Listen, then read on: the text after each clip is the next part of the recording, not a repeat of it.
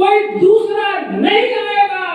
यदि हम लोगों ने ठान लिया तो अपना उद्धार हम लोग स्वयं करेंगे, स्वयं करेंगे, स्वयं। सम्मानित साथियों, नमो बुद्धाय, जय भीम। 12 मई 2025 को अर्थात बुद्ध पूर्णिमा के अवसर पर बोध गया में एक शानदार कार्यक्रम का आयोजन किया जाता है। बुद्ध पूर्णिमा महोत्सव एवं धम्म यात्रा का आयोजन किया जाता है। इस अवसर पर अखिल भारतीय अनुसूचित जाति जनजाति कर्मचारी कल्याण एसोसिएशन आवाज का नई दिल्ली के राष्ट्रीय अध्यक्ष मिशन नायक बुद्ध मित्र मुसाफिर सर के मार्गदर्शन में और नेतृत्व में आवाज का बिहार इकाई के आयोजन में ये कार्यक्रम किया जाता है। इस अवसर पर विभिन्न वक्ताओं ने अपने संबोधन के जरिए, जो सुबह 10 बजे से 5 बजे तक सेमिनार प्रस्तावित था, उस सेमिनार में समाज का मार्गदर्शन करते हुए विभिन्न वक्ताओं ने अपने संबोधन को रखा।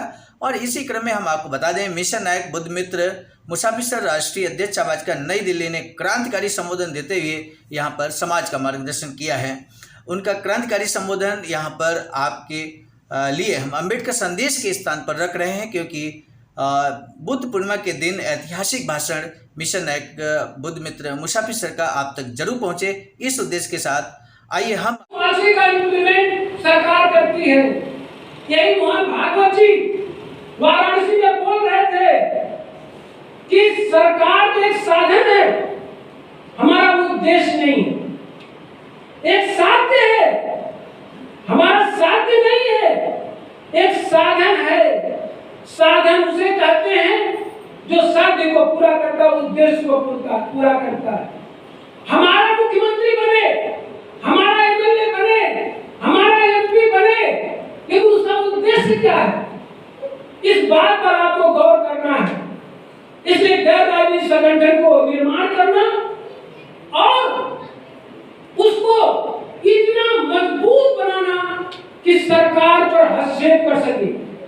इसलिए बहुजन न्याय कांशीराम साहब कहते हैं कि तुम्हारे पास दो पावर होना चाहिए। पहला तो पॉलिटिकल पावर होना चाहिए, दूसरा ये होना चाहिए पॉलिटिकल क्राउड। पॉलिटिकल क्राउड पर होता प्रभाव देने वाला, पॉलिटिकल मतलब राजनीति को प्रभावित करने वाला। तो दो पावर होना चाहिए। आप जितने साथी बैठे हैं, हृदय पर हाथ रख के जरा सोचो, तुम्हारे पास कौन सा पावर है? क्या तुम्हारे पास पॉलिटिकल पावर है? पता चलता है नहीं। कोई पूछे क्या आपके पास पॉलिटिकल क्राउड है? तुम सत्ता को बना सकते हो, बिगाड़ सकते हो, क्या ये पावर है? गैर राजनीतिक संगठन का भी पावर नहीं है। इसलिए हम लोगों ने बाबा साहब अम्बेडकर के बताए रास्ते पर चलते हुए कि समाज में यदि क्रांति लाना है तो गैर राजनीतिक संगठन खड़ा कर दो। अब गैर राजनीतिक संगठन खड़ा करने के लिए हम लोगों ने अखिल भारतीय अनुसूचित जाति जनजाति कर्मचारी कल्याण एसोसिएशन बनाया। साथ में बहुजन बोधि समाज संघर्ष समिति बनाया, जिसमें बहुजन बोधि समाज में एससी, एसटी, ओबीसी, माइनॉरिटी, ये बहुजन समाज बने और बौद्ध समाज बने। देखिए, बहुजन समाज बौद्ध समाज जब तक नहीं बनता है तब तक भी आंदोलन फेल हो जाएगा, एकदम फेल होगा। बहुजन समाज जरूरी है, लेकिन बहुजन समाज का बौद्ध समाज होना जरूरी है। अभी देखो, भारत पाकिस्तान से जो युद्ध हो रहा है, चीज फायर चल रहा है, वो खाली हिंदू मुसलमान का मसला है। देश तो है, लेकिन मुसलमान और हिंदू का मसला है। तो ये जो बौद्ध समाज का मसला है, इसको हम इसलिए साहब अम्बेडकर ने आपको बौद्ध धर्म दिया। और इसीलिए गैर राजनीतिक संगठन बनाने के लिए बाह्य बातें आप लोगों को जानकारी में बहुत साथियों को नहीं होगा। और मंच पर जितने साथी बैठे हैं और साथी कलाकार भी जुड़े हैं, बात बक्सर में तक जाएगी, बिहार के बहुत कोने कोने तक जाएगी। इस ज्ञान भूमि की आज जो पवित्र दिन है, उस दिन जो भाषण चल रहा है, विचार चल रहा है, विमर्श चल रहा है, तो दूर तक जाएगा। तो गैर राजनीतिक संगठन का जो मसला होता है, इसको बनाने के लिए बाबा साहब अम्बेडकर ने एक बात कही थी। ये कही थी कि जैसे आरएसएस का मुख्यालय है, बस इतना सोचिए आपका मुख्यालय कहीं है कि नहीं। भारत के किसी कोने में कोई मुख्यालय है? बहुजन बौद्ध महापुरुषों के सपने का कोई मुख्यालय है? कहीं से आप कह सकते हैं कि हमारे मुख्यालय से आवाज आई है, हमारा मुख्यालय यहाँ पर है? बाबा साहब अम्बेडकर का सपना था। बाबा साहब अम्बेडकर ने 18 जून 1939 को एक बात कहा था कि अपने सामाजिक कामकाज के लिए अपना मुख्यालय होना चाहिए, अपना हाल होना चाहिए, अपना वैचारिक सेंटर होना चाहिए। 18 जून 1939 को इस स्पीच में कहा था कि सामाजिक कामकाज के लिए बॉम्बे में बहुत सुंदर हाल होना चाहिए, सेंटर होना चाहिए। जिस तरह से मुख्यालय उनका नागपुर में बना हुआ हिंदू माने, उसी तरह बाबा साहब अम्बेडकर भी चाहते थे कि अपना भी मुख्यालय हो, अपना भी सेंटर हो। तो 18 जून 1939 को बोला। फिर बाबा साहब अम्बेडकर ने 30 नवंबर 1940 को बोला, बॉम्बे में कभी आप लोग ऐसे तंबू में रह रहे हो जो एक बम्बू पर टिका है। जरा सोचो, जिस दिन अगर तंबू गिर गया जो एक बम्बू पर टिका है, बांस पर टिका है, उस दिन तेरा क्या हाल होगा? तब बाबा साहब अम्बेडकर ने कहा, इस बम्बू में रस्सी बांध करके अन्य बम्बू खड़ा कर दिया जाए जिससे तंबू न गिरे। इसलिए बाबा साहब अम्बेडकर ने कहा कि अपना हाल बना लो, विचार विमर्श के लिए, समाज को आगे बढ़ाने के लिए बनाओ, बनाए। बार बार बोला बाबा साहब अम्बेडकर ने। मुझे वहां कहूं कुछ नहीं, मालूम ही नहीं, न पढ़ा न पता चला। और जब पढ़ा तो पता नहीं चला, और माने हम भी पढ़ लेते और आपको बताते नहीं, तो क्या फायदा इस पढ़ाई का? इसलिए कबीरदास जी ने पहले ही बोला है, पढ़ा हुआ सो क्या हुआ, जैसे पेड़ खजूर, पंछी को छाया नहीं, फल लागे अति दूर। आपके धन संपदा में बहुत आगे निकल जाए कोई मतलब नहीं, आप पढ़ाई लिखाई में बहुत होशियार हो जाए कोई मतलब नहीं। मतलब ये है उस ज्ञान से, उस पैसे से, उस सोच से समाज का कितना कल्याण हुआ। इस बात में भी आप विचार विमर्श करेंगे तो ये पाएंगे कि आपका जीवन समाज के लिए कितना उपयोगी है। यदि समाज के लिए उसको उपयोगी नहीं बनाते हैं तो आप unsocial person, you are unsocial person. आपके मानवर कांशीराम साहब ने कहा, अब एक डिफरेंस आ गया यहाँ पर, वो बात को मैं बोल दे रहा हूँ।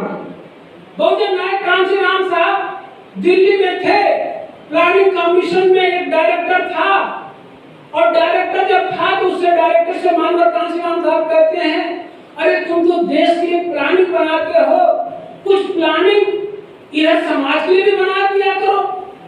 तो बाबा मानवर कांशीराम साहब ने कहा, देखो तुम्हारे पास दिमाग है, हुनर भी है, और तुम अपने दिमाग और हुनर का प्रयोग पैसा पाते हो तो उसके लिए प्लानिंग बनाते हो, लेकिन जब समाज के लिए तुम प्लानिंग बनाओगे तो समाज को पैसा देगा नहीं। तब मानवर साहब ने कहा कि तुम्हारे पास दिमाग है, तुम्हारे पास हुनर है, तुम समाज के लिए प्लानिंग बनाओ। अगर तुम सामाजिक कल्याण के लिए समाज के लिए प्लानिंग नहीं बनाते हो और अपने दिमाग का प्रयोग, हुनर और दिमाग का प्रयोग समाज के लिए नहीं करते हो, तो ऐसे लोग अनसोशल हैं। अनसोशल समझ चाहिए, अनसोशल है। आप लोग भी हृदय पर हाथ रख करके विचार करो, कल कोई ये न कह दे, अरे इंजीनियर तो पढ़ा है लेकिन अनसोशल है। अनसोशल को हिंदी में क्या बोलेंगे? असामाजिक। अगर किसी व्यक्ति को बोल दीजिए हिंदी में कि आप तो असामाजिक हो तो उसको चुभेगा। अंग्रेजी में कहेंगे तो शायद समझ में कम आएगा, अनसोशल बोलेंगे समझ में थोड़ा, कभी कभी हिंदी भी बोल देना ज्यादा सार्थक रहता है। कहीं आपको कह देखा गैर सामाजिक है, उसको समझ में आ जाएगा गैर सामाजिक बोल रहा है। इसलिए आपसे अनुरोध करता हूँ, चाहे डॉक्टर हो, चाहे इंजीनियर हो, चाहे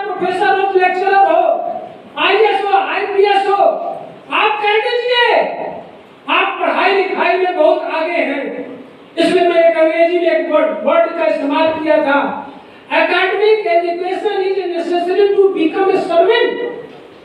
नौकर बनने के लिए शैक्षणिक शिक्षा जरूरी है, लेकिन social education is necessary to become a government.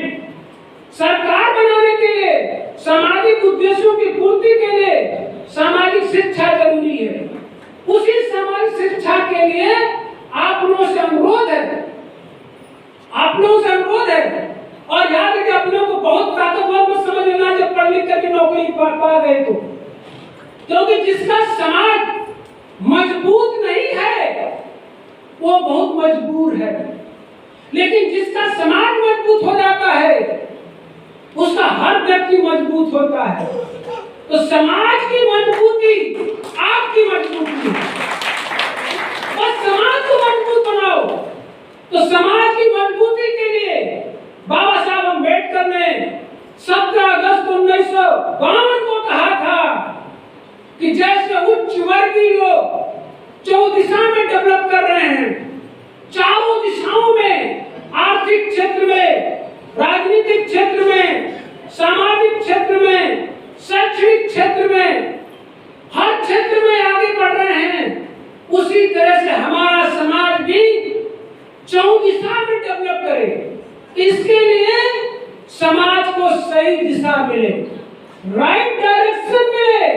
यदि समाज को सही दिशा मिल गई, नहीं तो नीच कहलाएंगे, अछूत कहलाएंगे, अस्पृश्य कहलाएंगे, दलित कहलाएंगे।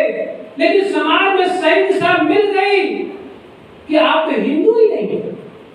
बाबा साहब अम्बेडकर ने राउंड टेबल कॉन्फ्रेंस में कह दिया कि हम लोग हिंदुओं से अलग हैं। क्या इस समाज को मालूम हुआ?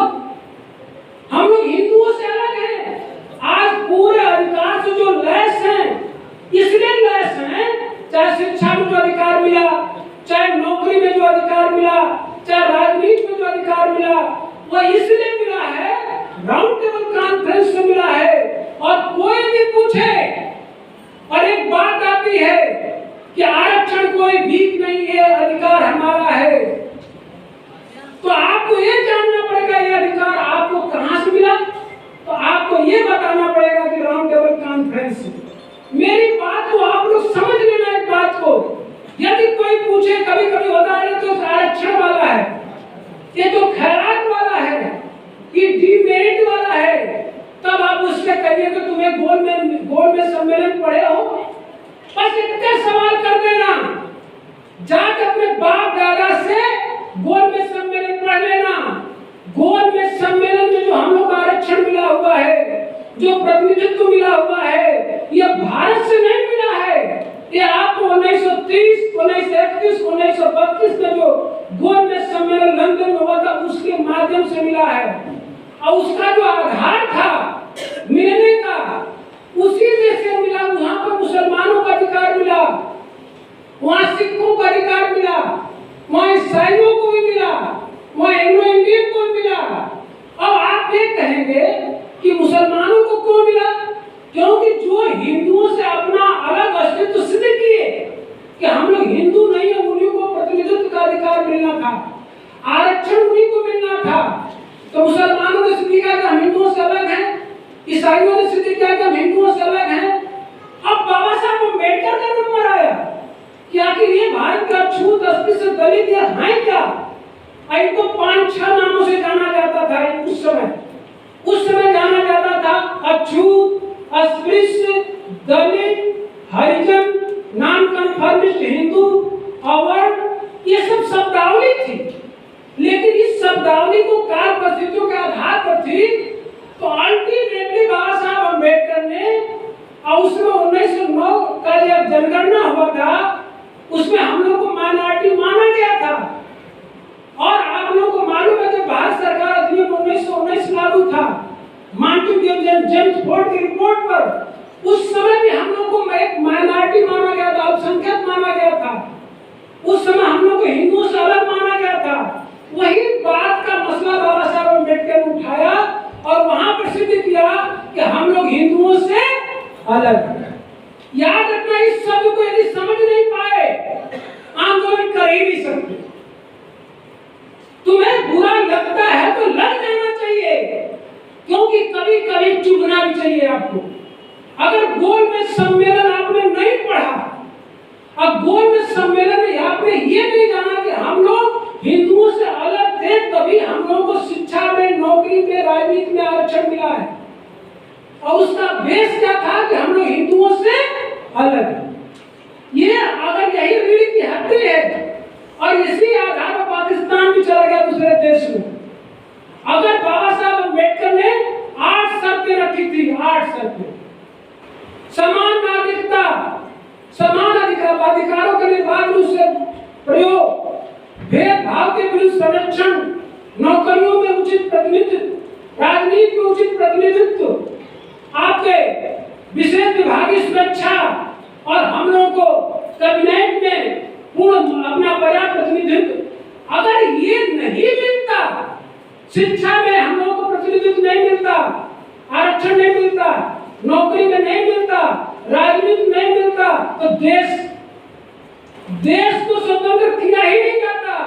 देश की स्वतंत्रता में बाबा साहब अम्बेडकर बाधा थे। उस समय यही कहा जाता था, बाबा साहब अम्बेडकर कहते कि देश की स्वतंत्रता से पहले हम लोगों की आजादी चाहिए, पहले हम लोग अधिकार चाहिए, क्योंकि हम लोग भी हिंदुओं से अलग हैं। ये मैं विषयांतर नहीं हूँ, बल्कि विषय को घोर के पिला रहा हूँ, ये तो दिमाग में बैठ जा। हम लोग बौद्धिस्ट हैं, अभी वही नंबर आने वाला है। तो मसला ये फंसा कि हम लोग हिंदुओं से अलग हैं, इसलिए हम लोग को मिलना चाहिए। आजादी से पहले हम लोगों को हमारे समाज को अधिकार मिलना चाहिए। तब गांधी एंड कंपनी के लोगों ने कहा कि देश की अभी आजादी खतरे में पड़ी है, इनको अम्बेडकर को आजादी की चिंता नहीं है, इनको तो अपने समाज के अधिकार की चिंता है। अरे देश ही नहीं रहेगा तो आपको अधिकार कहां से मिलेगा? तो बाबा साहब अम्बेडकर ने इसका उत्तर क्या दिया, ये जान लीजिए।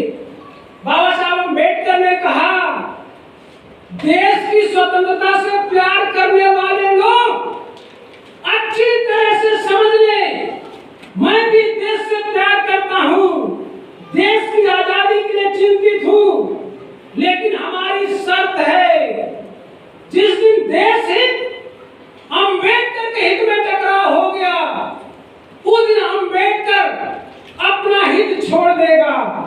लेकिन जिस दिन देश हित में और हमारे समाज के हित में टकराव हो गया, तो अम्बेडकर देश हित को छोड़कर अपने समाज हित को सर्वोपरि मानेगा। तब बाबा साहब अम्बेडकर को उसमें देशद्रोही कहा गया। देश बोले जय भीम, देश बोले जय भीम, देश बोले जय भीम, भारत बोले जय भीम, भारत बोले जय भीम, पूरा भारत बोले जय भीम, बोध गया बोले जय भीम, महाराष्ट्र बोले जय भीम, पूरा उत्तर प्रदेश बोले जय भीम। सारे उपस्थित साथियों धन्यवाद। मेरे साथियों, बाबा साहब अम्बेडकर ने हम सब की आजादी के लिए देशद्रोही भी कहलाए और उस समय बड़ा स्पष्ट शब्दों में कहा कि हम लोग हिंदुओं से अलग हैं, और हिंदुओं से अलग मानते हुए 17 अगस्त 1932 को हम लोग को सारे अधिकार मिले। आज तो हम लोग शिक्षा, नौकरी, राजनीति में हैं, रिजर्वेशन, प्रमोशन में भी हैं। अब बात आती है कि बाबा साहब अम्बेडकर ने कहा कि ये सब सारी चीजें जो चल रही है, इसको कैसे मेंटेन करना है। तो बाबा साहब अम्बेडकर ने आपके लोग समझ लिया। What Congress and Gandhi have done to untouchable, किताब का नाम है, जो बाबा साहब अम्बेडकर ने 1935 में लिखा, उसी में लिखा हुआ है हम लोग हिंदुओं से अलग हैं। दूसरी बात कि आप लोगों को ये दिमाग में बात तो बैठ गया कि हम लोग जब हिंदुओं से अलग हैं, ताकि हम लोग हैं क्या? तो बाबा साहब अम्बेडकर ने किताब लिखा 1948 में, अछूत कौन और कैसे। उसमें बाबा साहब अम्बेडकर ने कहा कि बौद्धों का पानी छुआछूत का मूल आधार। तो गर्व से कहो हम बौद्ध हैं, बौद्धों का अपमान छुआछूत का मूल आधार है। हम लोग बौद्धिस्ट हैं। परम आदरणीय स्वर्गीय कालिया जी, आप आज का ऑफिशियल चैनल को सब्सक्राइब करेंगे। इसमें यही किताब का ये प्रसारण करते रहते हैं, किताब अपना आवाज का ऑफिशियल। तो मेरे साथियों, बाबा साहब अम्बेडकर ने कहा कि अपने समाज को मजबूत करने के लिए अपना हाल बनाओ, वैचारिक सेंटर बनाओ, जिससे कि समाज को दिशा दे सको। आज हम लोगों को सोचना है कि हम लोग उस दिशा में क्या काम कर रहे हैं। तो बाबा साहब अम्बेडकर के सपने का सेंटर बनाने के लिए हम लोगों ने, ये जितने मंचासीन साथी हैं, कोई 8 लाख चंदा दिया, कोई 7 लाख चंदा दिया, इस तरह से चंदा दे करके कोई 1 लाख दिया, कोई 20,000 दिया। बिहार में करीब 16-17 लाख रुपए चंदा दिया है। आपके 2 करोड़ 14 लाख में बुद्धा की उपदेश स्थली सारनाथ में और बाबा साहब भीमराव अंबेडकर की अंतिम भाषण स्थली में 2 करोड़ 14 लाख का हम लोग सारनाथ में रिंग रोड से सटा हुआ हम लोगों ने जमीन ले चुके। ये कहानी नहीं है। और यही नहीं, उसकी बाउंड्री भी बन गई, सबमर्सिबल पंप भी लग गया, रूम भी बन गया और उस पर बनाने के लिए 21 लाख रुपए में नक्शा भी पास हो गया, वो भी काम हो गया।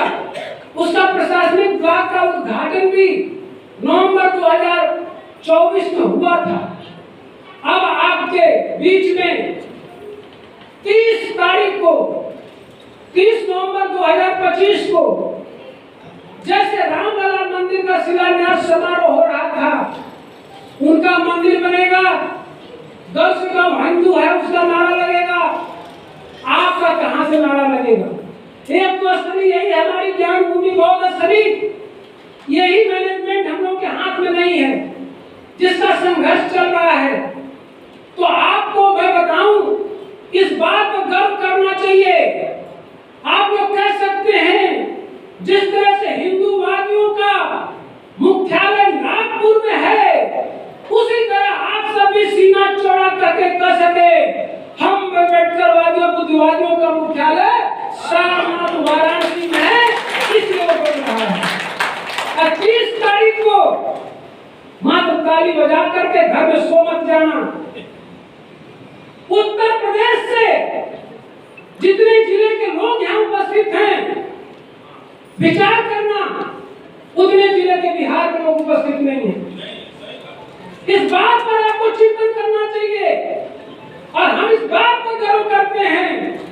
पूरे भारतवर्ष में मैंने भ्रमण किया है, विदेशों में भी भ्रमण किया है, और विदेशों में जब बात आती है, जब वहाँ एनआरआई मिलते हैं, चाहे वो स्विट्जरलैंड में हो, चाहे फ्रांस में हो, चाहे जर्मनी में हो, चाहे इंग्लैंड में हो, वहां पर यदि एनआरआई गर्व करता है तो कहता है कि उत्तर प्रदेश ऐसा भारत में एक प्रदेश है जहां के लोग जगे, जहां के लोग अम्बेडकरवादी हैं, जहां के लोग सोचते हैं। आज में मुझे उत्तर प्रदेश में गर्व तो होता ही है, लेकिन आज मैं बिहार पर गर्व करता हूँ, क्योंकि मैं सटे हुए जनपद से भी हूँ। आज मैं राम लखन साहब पर गर्व करता हूँ। बिहार के प्रदेश से हैं, एक पटना भी देखते हैं, गया भी देखते हैं, मौलेश पासवान जी हैं, आदरणीय अक्षय कुमार जी हैं, विनय जी हैं, और आपके ओमकार चौधरी जी हैं, छोटे लाल जी, नंदलाल छोटे लाल जी नालंदा से हैं। आज बक्सर के साथी भी जुड़ गए।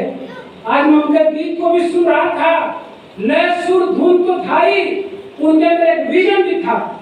मैं बड़ा चिंतित था, मैं बहुत परेशान था, शिव शंकर से बात कर रहा था कि बाकी बिहार में कोई मिशनरी गायक नहीं है क्या? उत्तर प्रदेश तो गाजीपुर बलिया हर जगह है। इन्होंने कहा मैं बिहार से मिशन गायक लाऊंगा। जब इन्होंने कहा कि बक्सर से मैंने खोज लिया है और वो लोग गायक गायिका दोनों आ रहे हैं, हमने कहा पूछा कि मिशनरी हैं? इन्होंने कहा मिशनरी हैं। और मैं साथी कलाकारों का जब धुन लय सुर देख रहा हूँ, जो विजन देख रहा हूँ, जो एंकरिंग कर रहे थे, मुझे लग गया कि उत्तर प्रदेश ही नहीं, हमारा पड़ोसी राज्य बिहार भी एक कीर्तिमान स्थापित करेगा। क्योंकि ये ज्ञान भी बोल दिया है, इसका नाम है बिहार। हम लोग उत्तर प्रदेश कहते हैं, तथागत बुद्ध का एक बिहार ही है, और बिहार में महाबोधि बिहार का आंदोलन चल रहा है, इसलिए हम आपके साथ हैं। आप हमारे साथ मत होइए, हमको अपने साथ रखिए। एक याद रखना, मैं कभी कभी कहता हूँ, मेहमान से चोर ना मरे। भोजपुरी में मैं बोलता हूँ, पौनन से चोर ना मरेंगे। भोजपुरी समझ में आती है? आती है। तो हम पाहुन है, अब पाहुन से चोर ना मरेंगे, मरेंगे तो घर से, घर वालों से। आप यही से घर को देखेंगे तो मेहमानों से चोर ना मरे। शिवशंकर जी, सरिता जी, आदरणीय सरिता जी हैं, बड़ी क्रांतिकारी महिला हैं। इनको रात को 12 बजे फोन लगा देता हूँ, एक महिला को महिला समझ कर नहीं, एक मिस्त्री समझ कर, तो सरिता जी मेरी खड़ा हो जाए, जरा एक जोरदार ताली लगा दीजिए। सरिता जी बहुत अच्छी बात करता है, बैठ जाइए। तो मेरे साथियों, आज मैं खाली ये कहना चाहता हूँ कि हमारा बिहार प्रदेश भी, हमारा बिहार प्रदेश कई जिलों में हमारी यूनिट है। मुजफ्फरपुर में, नालंदा में, छपरा में, सासाराम में, रोहतास में, कैमूर में, औरंगाबाद में, जहानाबाद में और आपके चंपारण में, इस तरह से यूनिट है, लेकिन हमारी यूनिट सक्रिय नहीं है। लेकिन मैं परम आदरणीय राम लखन बौद्ध जी, जो राष्ट्रीय हमारे संयुक्त सचिव हैं और उनका साथ दे रहे हैं, आदरणीय हमारे उनके साथीगण, सभी से विनम्र प्रार्थना करता हूं कि जीवन में पॉलिटिकल पावर पैदा हो सकता है कि आप ना कर पाए, लेकिन एक संकल्प लो आज बुद्ध पूर्णिमा के दिन, इस देश में जैसे आरएसएस का मुख्यालय है नागपुर में, उसी तरह अम्बेडकरवादियों और बुद्धिवादियों का मुख्यालय सारनाथ वाराणसी में बनाकर ऐतिहासिक कार्य करें, और वहीं से पूरे देश का आंदोलन हम लोग तय करेंगे, पूरे देश का। और ये भी बात आएगी, मुख्यालय से आवाज आई है, वो कहते हैं हिंदूवादी लोग मुख्यालय से आवाज आई है तो समझ जाते हैं कि नागपुर से आई है। उसी तरह से 30 अप्रैल को जो शिलान्यास रखा जा रहा है, जो बनेगा मुख्यालय, तो आप लोग सोच रहे होंगे कि कितने का बनेगा, कितने पैसा लगेगा। सुंदर बनेगा, 3 करोड़ रुपए का इन्वेस्ट हो चुका है, और अब जो इन्वेस्ट होने जा रहा है उस पर 10 करोड़ रुपया खर्च होने जा रहा है, और एसी हाल ही रहेगा, बिना एसी का नहीं रहेगा, एसी रहेगा। अभी मेरे साथीगण कुछ लोग जा करके इधर बैठ करके नीचे बैठे थे, कह रहे साहब बहुत गर्मी लग रही है। हमने कहा कि गर्मी तो हमको भी लग रही है, लेकिन क्या करें, गर्मी हमें अम्बेडकर हाल बनाने के लिए एकदम गर्मी पैदा कर रही है। तो गर्मी वो होना चाहिए, गर्मी वो होना चाहिए जो सलूशन ढूंढ कर लाए। गर्मी वो क्या है जो आपको भगंतु बना दे। हम लोग इसी गर्म हाल में बैठ करके ऐसा कॉन्फ्रेंस हॉल 2026 में उद्घाटन करेंगे जो पूर्णतः एसी होगा। ये संकल्प लीजिए, याद रखिए, जब कमियां कहीं हो उससे इतिहास बनाओ, इतिहास बनाना सीखो, भागना मत सीखो। विपत्ति भी आ जाती है, विपदा में भी अवसर की तलाश करो, अपने इतिहास लिखो, जब तुम्हारे पास दूरदर्शी ज्यादा बढ़ जाती है। इसलिए महापुरुष कहते हैं जीवन में जब संकट आता है तो समाज में एकता लाता है। अगर ये महाबोधि महाविहार मुक्ति आंदोलन नहीं चलता तो शायद यहाँ पर बुद्ध पूर्णिमा महोत्सव में नहीं कर पाता। विपदा में भी अवसर मिला है, इसलिए गर्मी में भी अवसर ढूंढो, बरसात में भी अवसर ढूंढो। अब एक प्रकरण मेरे को जस्ट याद आ गया, बहुजन नायक कांशीराम साहब साइकिल यात्रा पर थे और जहां पर यात्रा रुकी तब तक घनघोर बारिश होने लगी। कर आए मानव साहब, बाहर तो बहुत बारिश हो रही है, आंधी तूफान चल रहा है, यात्रा नहीं आगे बढ़ सकती है। तब मानव साहब ने कहा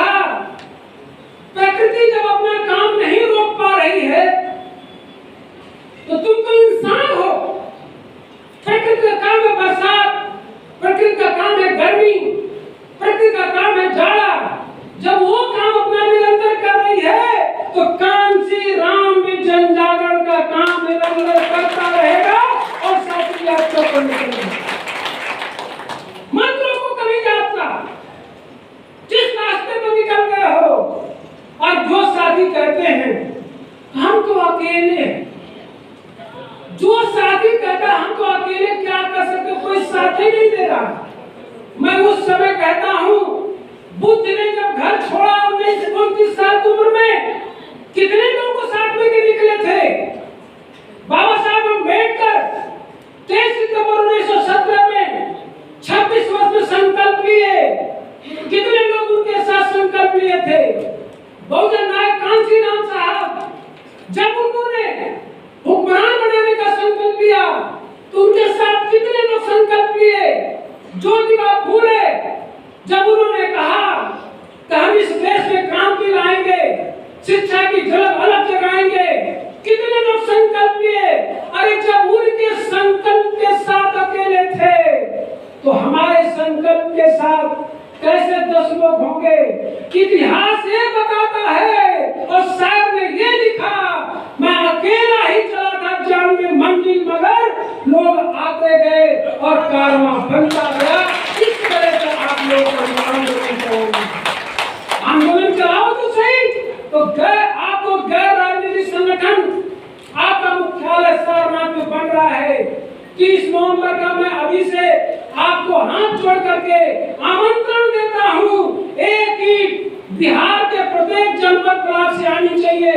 वहाँ पर ईंट आप ये कहेंगे ऐसी ईंट की क्यों बात कर रहे हो। मैं 2004 में फैजाबाद में इनकम टैक्स अफसर था, वहाँ पर उसी समय ईंट का आने लगा था।